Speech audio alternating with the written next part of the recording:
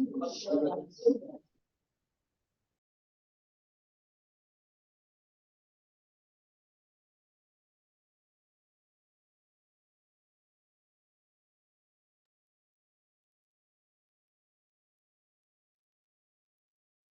now we'll start. Good morning.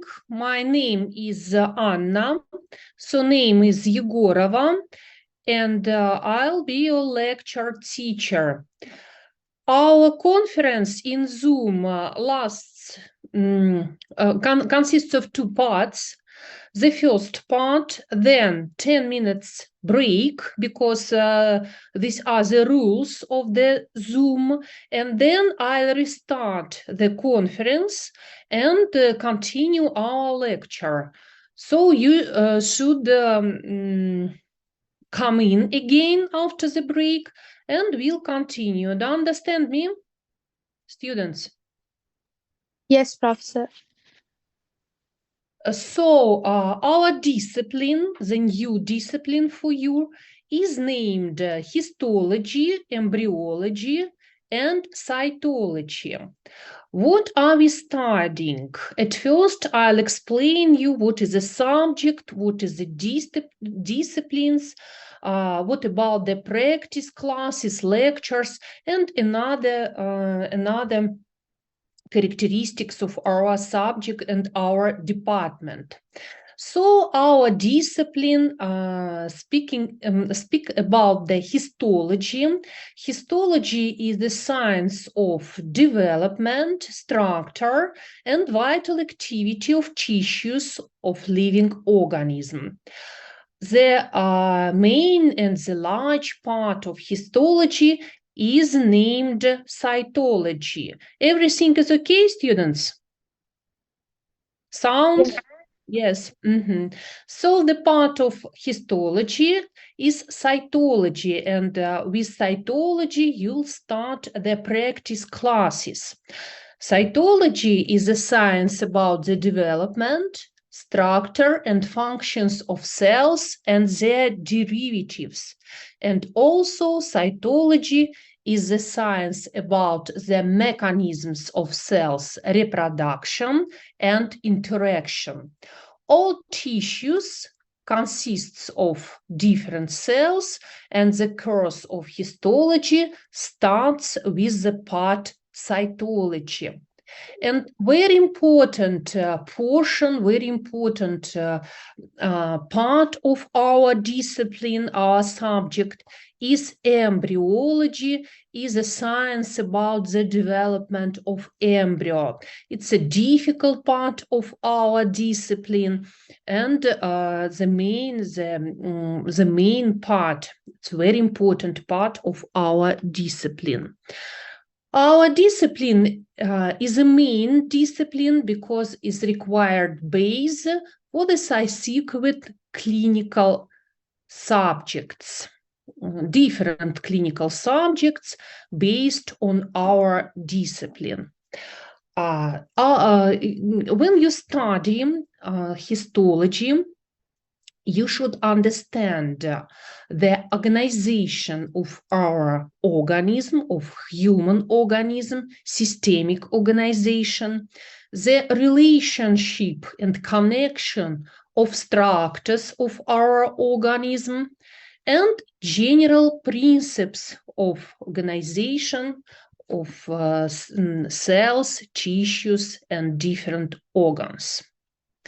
So look at this. This slide presents the structure of the histology course. Histology lasts during 2 semesters. In first semester, we should speak about the general histology. General histology is a science about all tissues of our organism. We'll start with the cytology, and then when you studied the cytology, we'll speak about the tissues of our organism. So this semester includes 3 colloquiums. 3 colloquiums, and at the finish of our semester, you'll study all tissues of human organism. Second, next semester, in the next year, you'll study the private histology. Private histology is information about the structure of different organs of our organism. Organs consists of many types of tissues, combine different type of tissues, and this part of histology is named private histology. Next semester includes 4 colloquiums and finishes by the exam. Exam finishes our discipline. So in the semester, you have the lectures, 1 lecture per 2 weeks, in 2 weeks, and practice classes every week will be practice classes. These slides shows and presents the plan of the histology practice classes in the spring semester, in this semester, and there are 18 topics in this semester. The names of the topics are present in this table, and 3 colloquiums. The first colloquium is the colloquium on topics cytology, embryogenesis, and also epithelial tissues. Today we'll speak about the epithelial tissues. Second colloquium includes another types of tissues, for example, blood, connective, all types of connective tissue and other tissues. And third colloquium, the main colloquium for you, because in this colloquium you have the topics for your future profession, for your future specialty. Here we'll speak about the structure of the organs of oral cavity, organs of the face. We'll speak about the development and structure of the teeth. So all main questions are present in the 3rd colloquiums of this semester. The name, organs of the oral cavity. So the first semester, general histology, and you'll receive the credit at the finish of our first semester, credit in accordance with the rating for the semester. Rating system, we use the rating system as on another departments of our university. Also, our department uses the rating system. What is it? Rating system. Students gains points during the semester for each type of study load. Any type of training load is considered completed if the students receive more than 70% the maximum points for it. So on each practice classes, each student receives the rating balls for all types of activity. Overall rating at the end of semester, plus rating for each colloquium, is the general rating for semester. When you'll receive this general rating, you'll receive the credit in your зачет book. I repeat that any type of training load is considered completed if the students receive more than 70% of maximum points for it.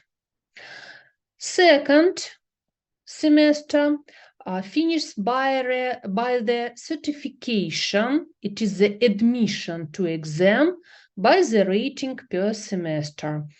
Certification you'll receive if you receive the rating for the practice classes and rating for each colloquium.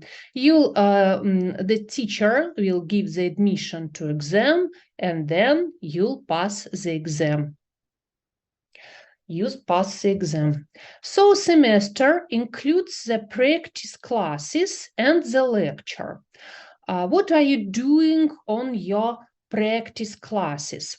At first, you'll have the topic discussion.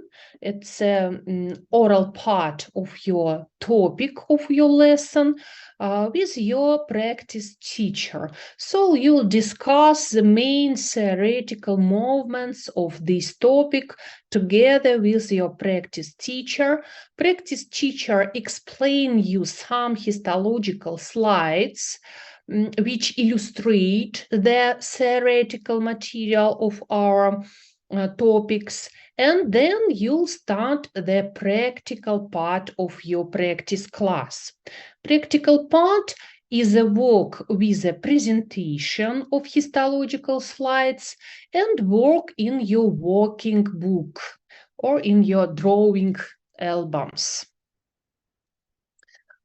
When you complete the working with your workbook, you'll present the homework to the practice teacher.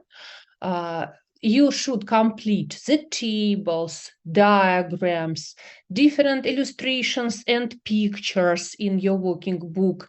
So these pictures illustrates the histological slides. You show this working book to your practice teacher. Practice teacher look, and if all tables, all diagrams, all slide are correct, teacher practice sign your working book and give you some balls, some points for your practice classes. You'll receive some points. Look at this. If all types of training load is considered completed, if the students receive more than 70% of the maximum points for it, teacher practice signature their working book and give you some balls. For the lesson, for the practice classes, you may receive maximum 14 points and minimum 10 points, 10 balls in your working book. The lesson is considered completed if there is a teacher signatures in your albums, in your drawing book. Students, did you buy the drawing book for the practice class? Did you buy the working book? Yes.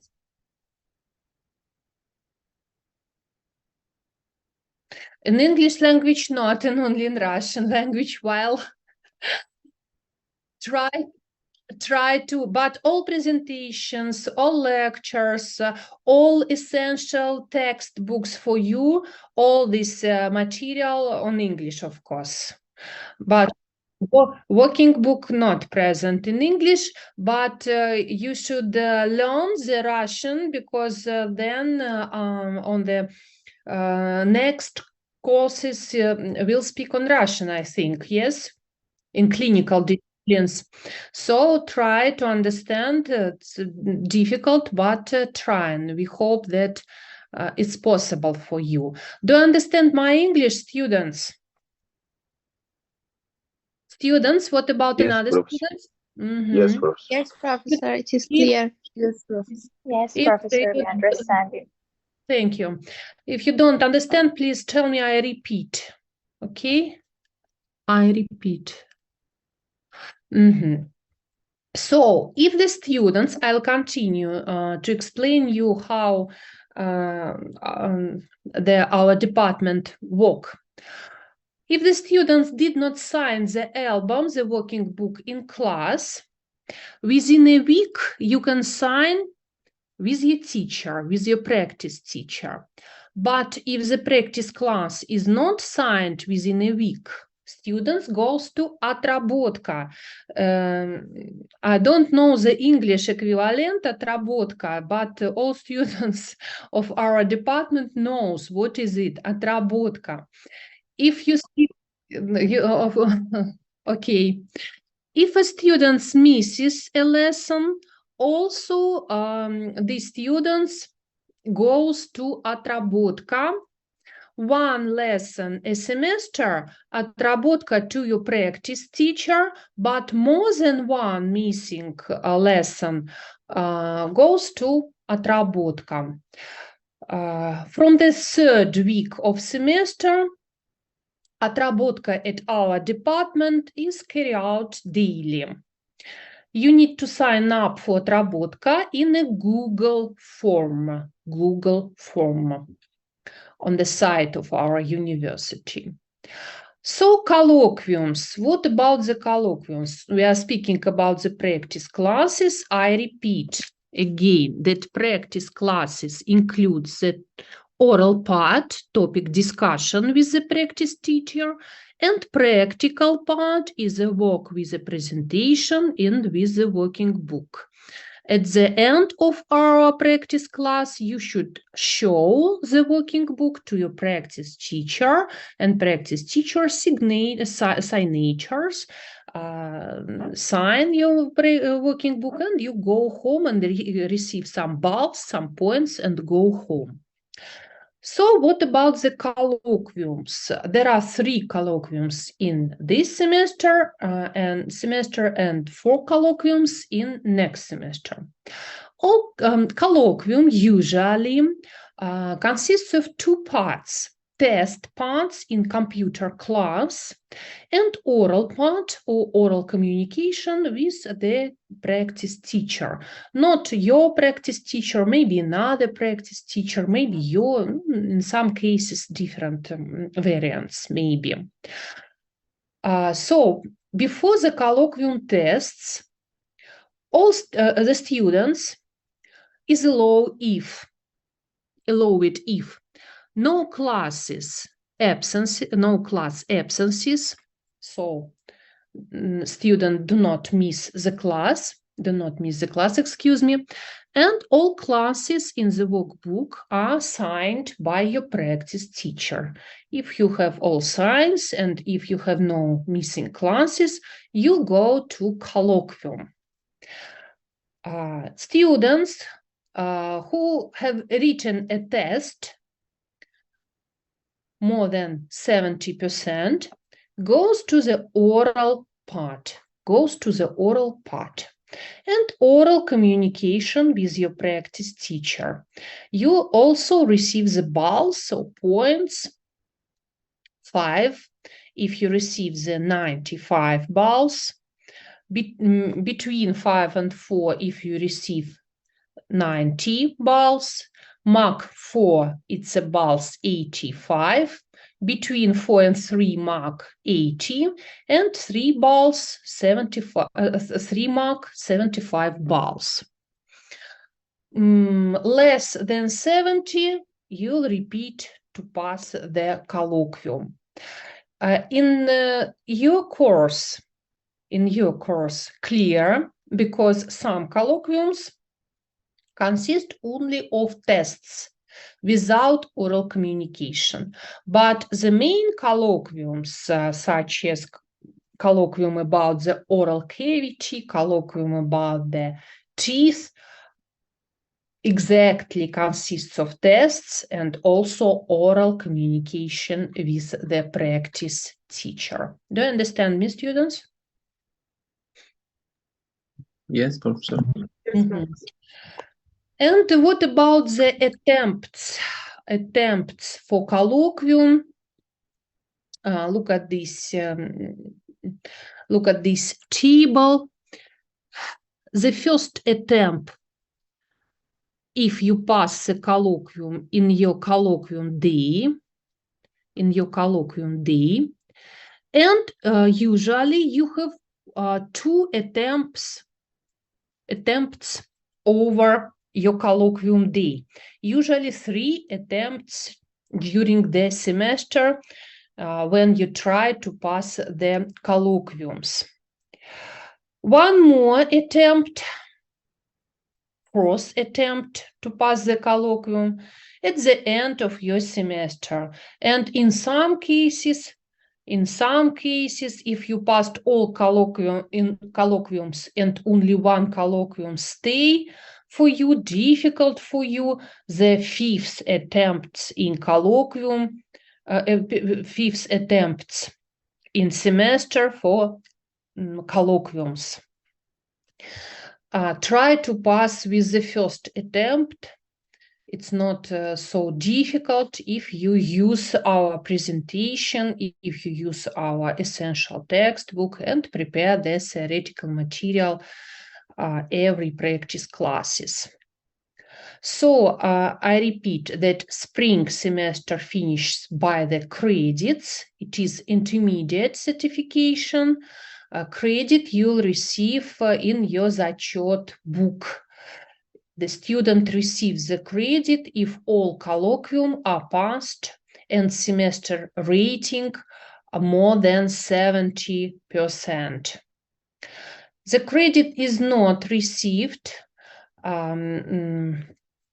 If the credit is not received, you'll retake the credit in September, in next semester.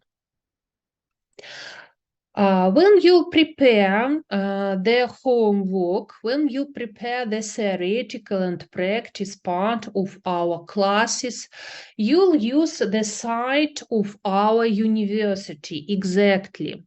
This site houses many very important information for you, and I hope that you use this information because so many important moments are present in the site of our university. So you'll use the site of our university, and on the page of departments, you'll use our department. Our department is named, arrow indicates.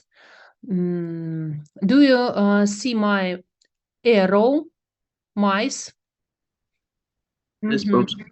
Okay, so our department is named Histology, Embryology, and Cytology. You open this department, and here the methodical manuals, page with methodical manuals presents.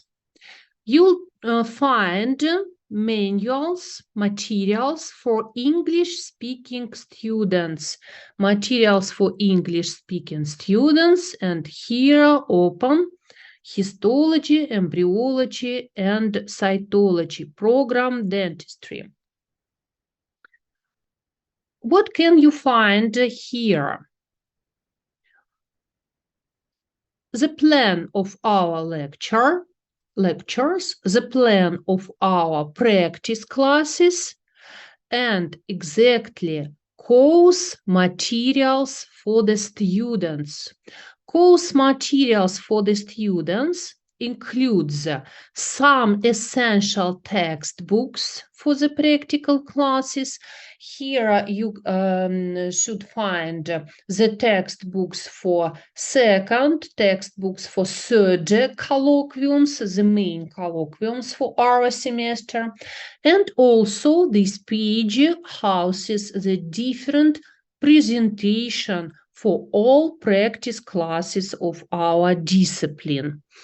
All practice classes of our discipline. For example, the first practice class is named Objects and Methods of Investigation in Histology, Objects and Methods of Histological Research. And you'll start with this presentation. You'll use this presentation. Next class, Structural and Functional Cell Organization. So try to find, and exactly you should use all presentation present in our site. So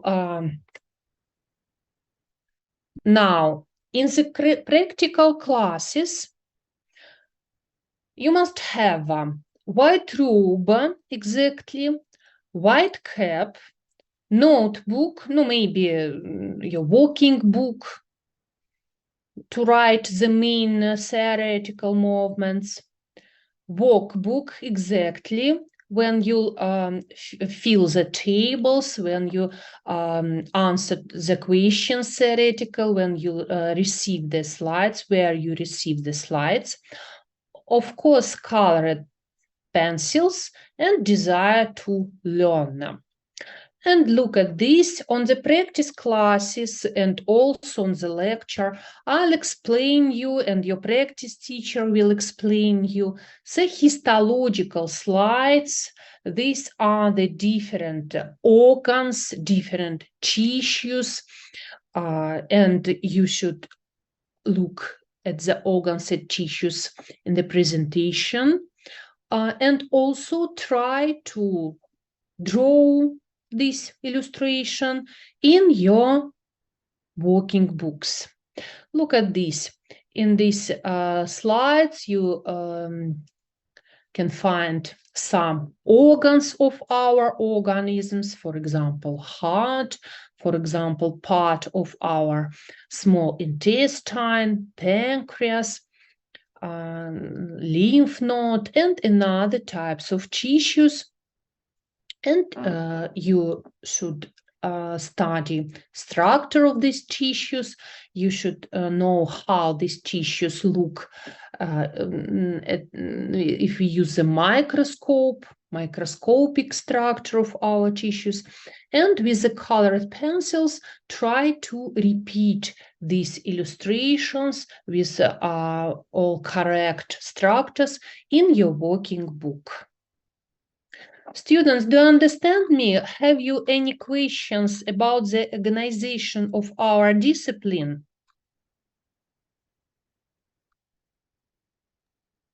Just, Professor, one question. For our colloquiums, these sources, I don't know, the presentations in the site or textbook is enough, or we should use another textbooks? Essential textbooks, exactly. You should know essential textbooks from the site of our university. Here, just one more. Essential textbooks, exactly, presentation. No, some students use their large textbooks.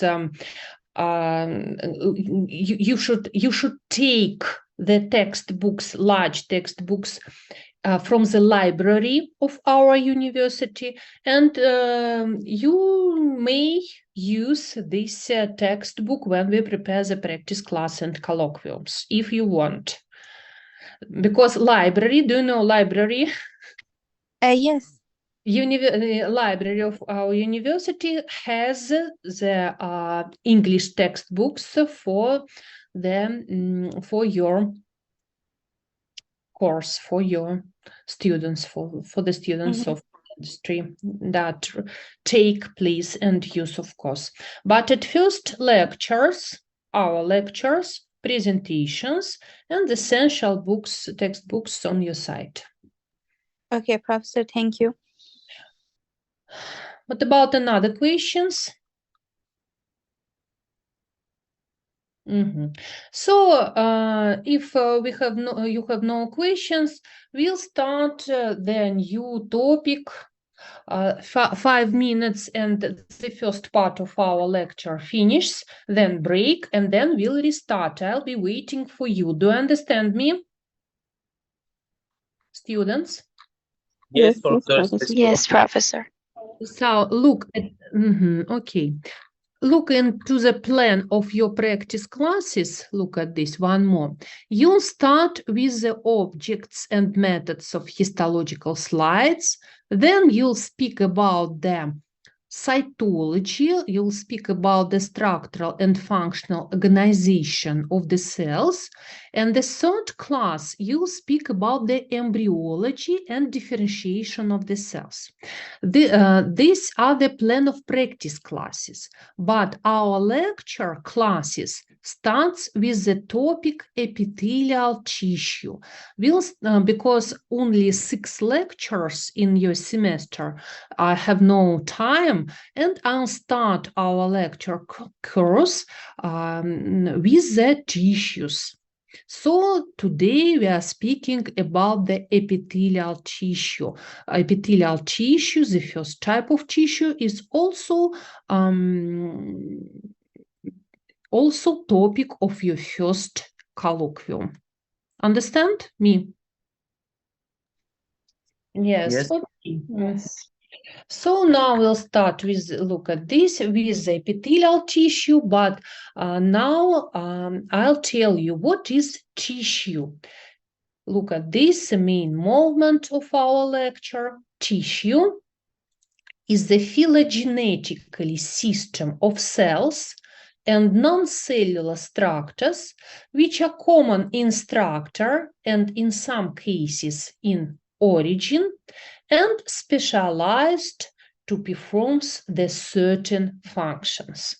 So this slide shows and presents the main components of each tissue. Look at this. Main components of each tissue are the cells and extracellular matrix. Extracellular matrix is a product of the cell life. Cells produce the extracellular matrix. So 2 main components. In all tissue, cells are similar in their structure, similar in their development or origin, and cooperate to perform their tissue functions. Cells are obligate component of all tissues. Extracellular matrix also obligate component of all tissues, but some tissues houses the cells derivatives. So cells derivatives are named simplest and syncytium. Simplasts are formed by the fusion of many cells. Simplasts is a large structures when in large volume of cytoplasms there are many organelles of the cells house. And syncytium is a product of cell division. Cells do not divide, do not complete their division, and cells connect with each other by the cytoplasmic bridges. So simplest and syncytium are the cells' derivatives, and in some tissues we can find these derivatives, but 2 main obligate components of each tissue are cells and extracellular matrix, which is the product of the cell life. According to the structure and functions of the cells, all tissues are subdivided into the 4 main groups. These slides presents the morphofunctional classification of tissues, suggested by German scientists Ledig and Kelliker. So there are 4 main types of tissues according to this morphofunctional classification: epithelial tissue, connective tissue, muscle tissue, and nervous tissue. Connective tissue is also called tissue of internal environment because this is a large group of tissues, includes many different types of tissues. We are speaking for the second colloquium in this semester. And today we'll start to speak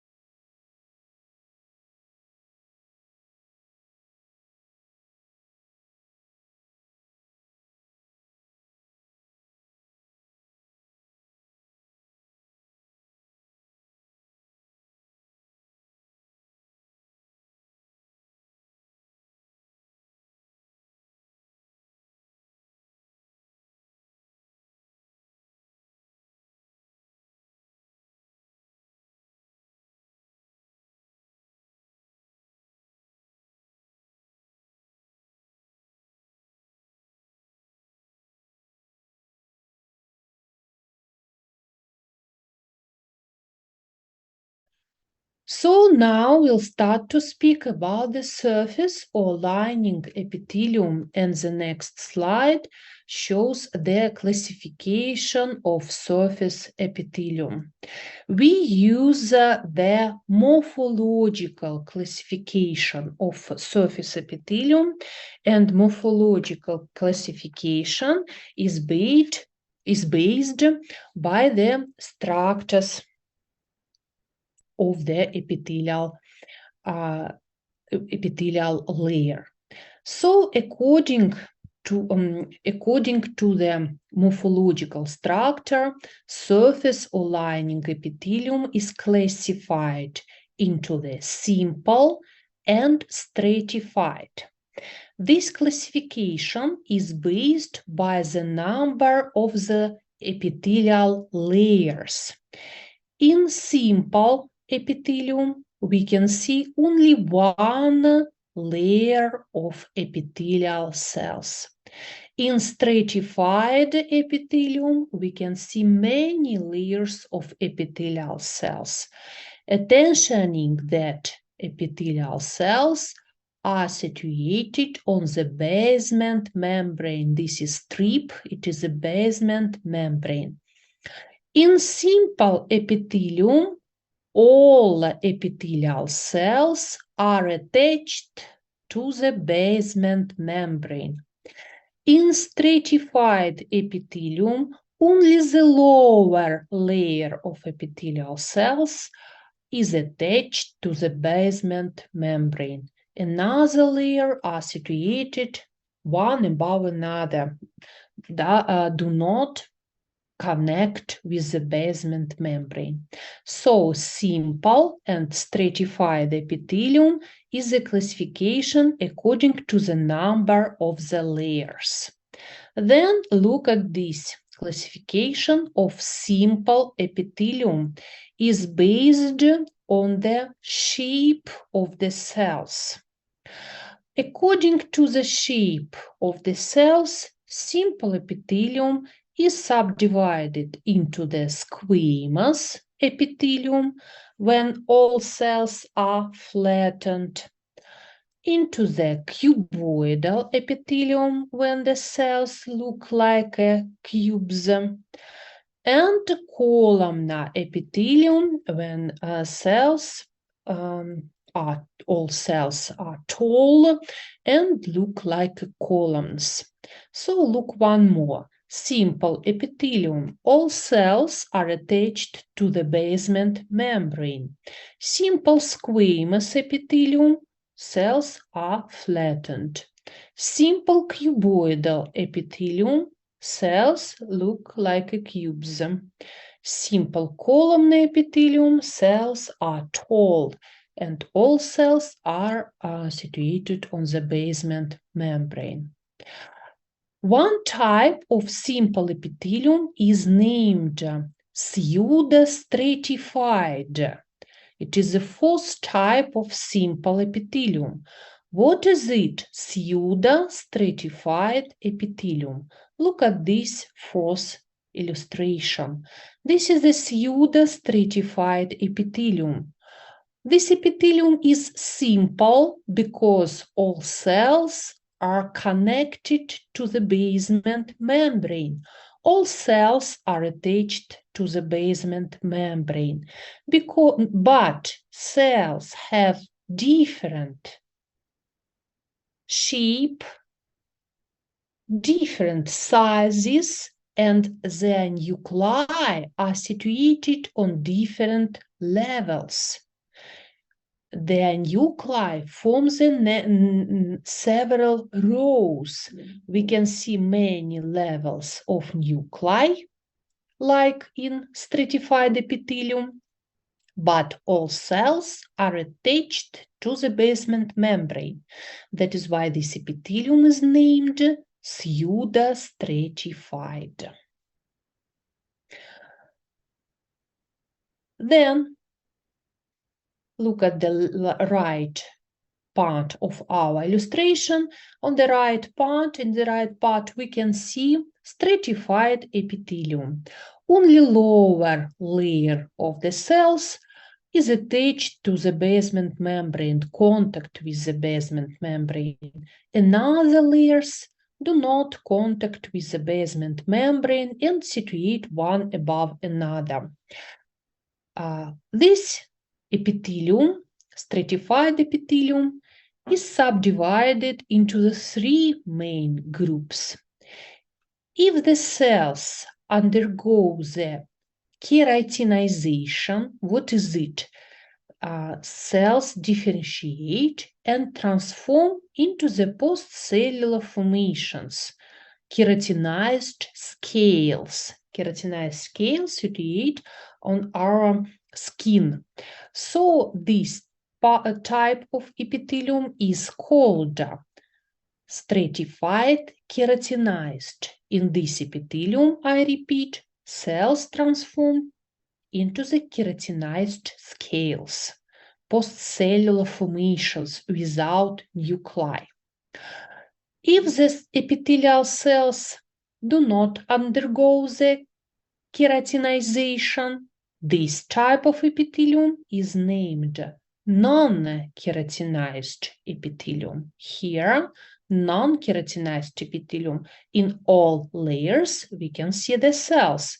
Postcellular formations, keratinized scales, are not present in this epithelium. And the last type of stratified epithelium is named transitional epithelium. Look at this. This epithelium is named transitional because epithelial cells may change their shape. The cells of upper layer change their shape, and the thickness of epithelium also changes when the organ undergoes, for example, the dilatation. So transitional epithelium may change their thickness because the epithelial cells of upper layer can change their shape. Look at this illustration. Where can we meet different types of epithelial cells? This slide presents the example of simple squamous epithelium. Simple squamous epithelium we can see, for example, in the abdominal cavity. This epithelium is also called mesothelium, simple squamous epithelium, mesothelium, and mesothelium lines the peritoneum. Students, do you know the peritoneum? Peritoneum is a tunic lining the abdominal cavity. So mesothelium we can see in the abdominal cavity, or mesothelium we can see in the thoracal cavity. This is a simple squamous epithelium. Look, it is the upper view of simple squamous epithelium. Also, we can see the simple squamous epithelium in the kidney. This picture illustrates simple squamous epithelium lining the renal corpuscle. Renal corpuscle is the structure of the kidney. Also, simple squamous epithelium we can see in the lungs.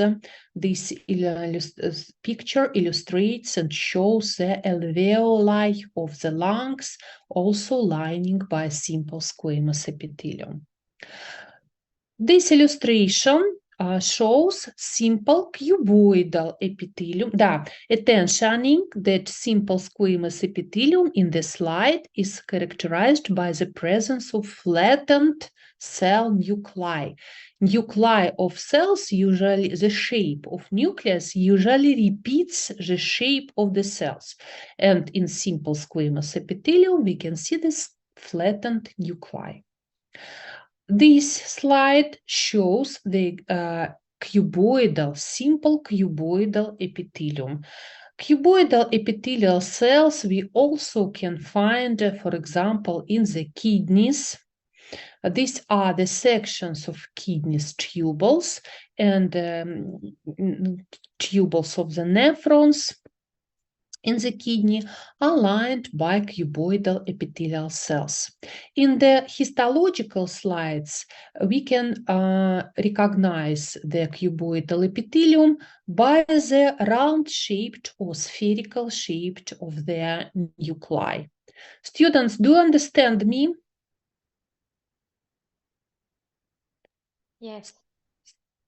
Are you here? Da, everything is okay?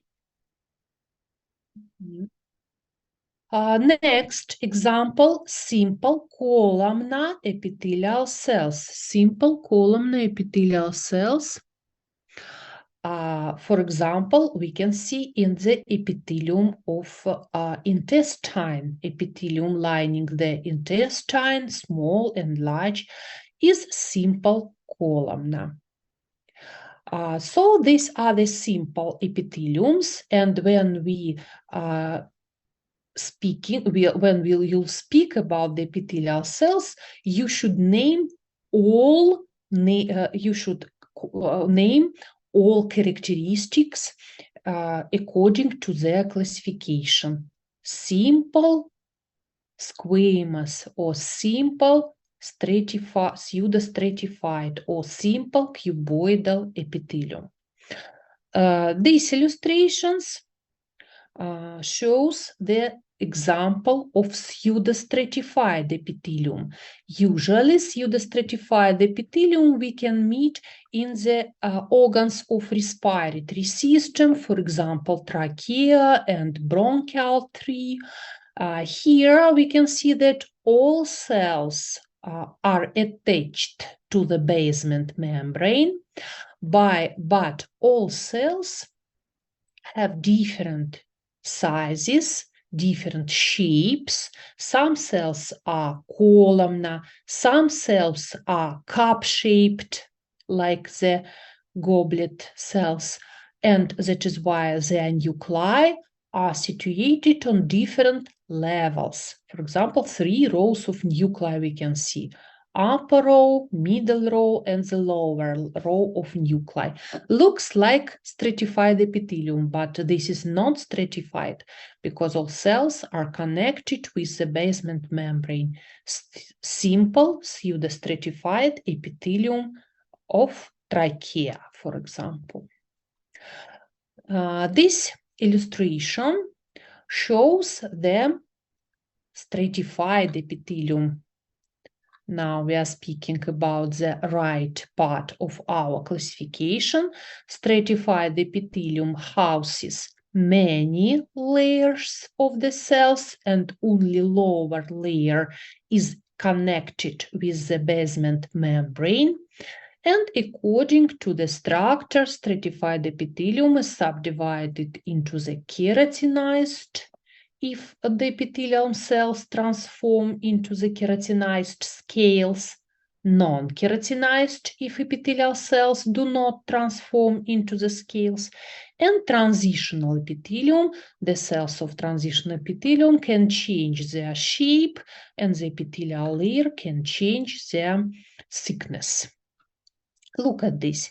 Example of stratified keratinized epithelium is the epithelium of our skin. Here, the upper part of this illustration shows the epithelium of the fingers, for example, skin of different types of skin, and we can see many layers of the cells. The lower layer is situated on the basement membrane. Here's the basement membrane, excuse me. Here's the basement membrane, and we can see when in each layer, cells differentiate into the postcellular formations, into the keratinized scales. Here also the upper part, the upper layer is formed by the keratinized scales. These are the structures without nuclei. We cannot see the nuclei in this. Squamous keratinized epithelium of the skin. This illustration shows the example of stratified non-keratinized epithelium. We can see many layers of epithelial cells. Only lower layer is attached to the basement membrane. Here I'll show you the basement membrane. And cells during the differentiation do not transform into the scales. In the upper layer, we can see the nuclei, so non-keratinized epithelium. Stratified non-keratinized epithelium we can meet, for example, in the oral cavity, and we'll speak about this later at the end of our semester. Non-keratinized epithelium we also can see, for example, in the esophagus. Here also arrow indicates stratified non-keratinized epithelium. Stratified non-keratinized epithelium covers the eye cornea, some structure of the eye, and in some places of our organism also we can meet stratified non-keratinized epithelial cells. And the last type of epithelium, transitional epithelium. Transitional epithelium we can meet in the organs of urinary system, for example, in the ureters and also in the urinary bladder. This slide shows the transitional epithelium of urinary bladder. We can see also 3 layers of the epithelial cells, and only the lower layer of epithelium is connected with the basement membrane. Another layers are situated over and do not connect with the basement membrane. When the urinary bladder is empty, the epithelial layer has a large thickness, and the epithelial cells of upper layer are dome-shaped. When the urinary bladder is filled by the urine and dilatate, thickness of epithelium decreases, epithelium becomes smaller, thinner, and the cells of upper layer transform into the flattened cells, not dome-shaped, but flattened in shape. So transitional, this epithelium is named because they can change their thickness, and the cells of upper layer may change their shape. So we told about right part of our classification. We told about the surface epithelium, which is subdivided into the simple and stratified. Look at the left part of our classification, glands of our organism, also made by the epithelial tissue. And now we are speaking about the glandular epithelium. Look at this illustration. Glandular, or another name, secretory epithelium, can be met as a single cells. An example of glandular single cells is a goblet cells. Goblet cells produce the mucous secret and situate in the epithelium of respiratory system. Look at this. Between the epithelial cells, we can meet some goblet cells. Goblet cells, I repeat, it is a unicellular gland which produces a mucous secret. Also, we can see the goblet cells in the epithelium of the intestine, in the epithelium of small and large intestines. Between the epithelial cells, we also can meet goblet cells producing the mucous secret. It is the first type of glandular epithelium, single cells, and also multicellular glands of our organism, this illustration shows the multicellular glands, also present by the glandular epithelium.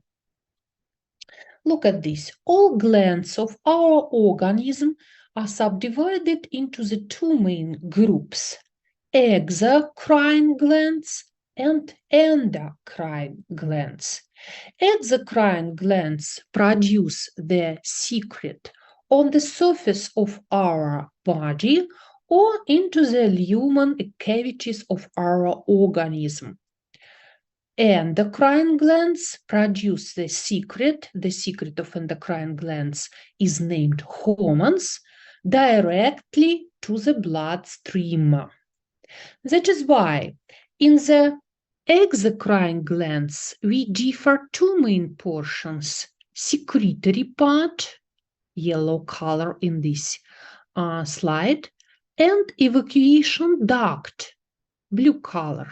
Secretory part produce the secret, evacuation duct release the secret on the surface of the organ or the surface of our skin. In endocrine glands, we can see only secretory portion, secretory end, yellow color, without evacuation duct, because the secret is released directly to the bloodstream. About the endocrine glands, we'll speak next semester. In this semester, we'll speak only about the exocrine glands.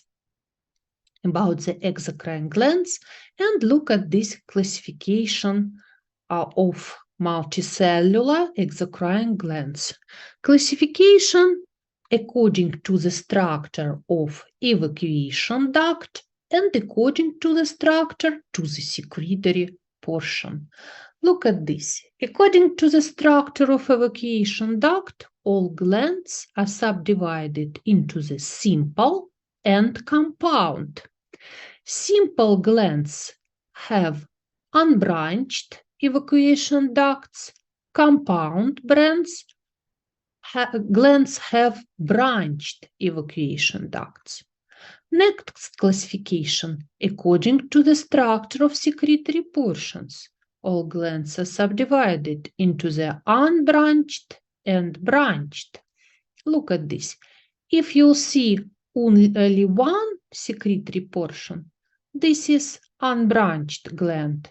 Many secretory portions, this gland is branched. Next classification, according to the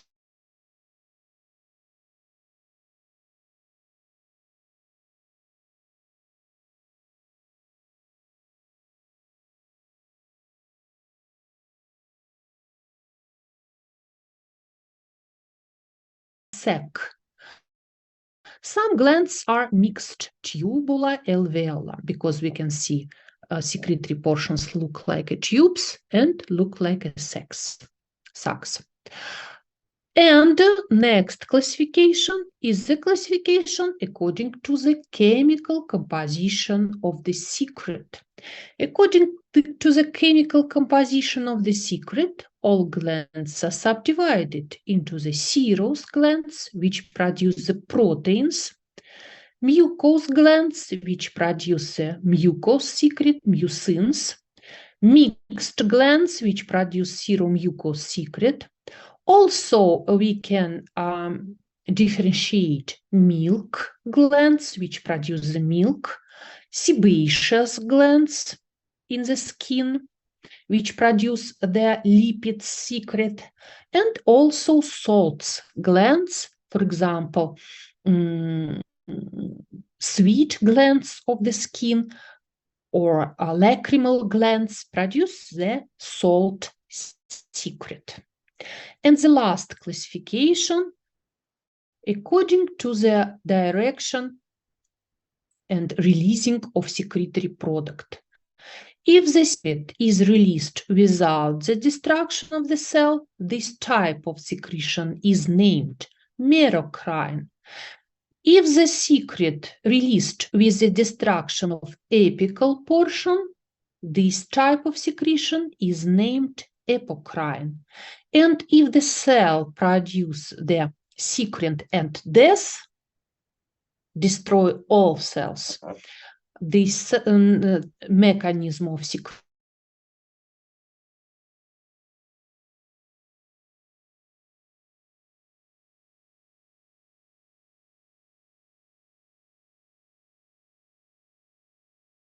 of your classes when you study the different when you study the topic epithelial tissue, teacher shows you the micro preparations with different types of epithelial tissues and show you all types of glands in our organism. You'll see the serous glands, mucous glands, you'll see the mixed glands, and also you'll find the sebaceous and sweet glands inside the skin.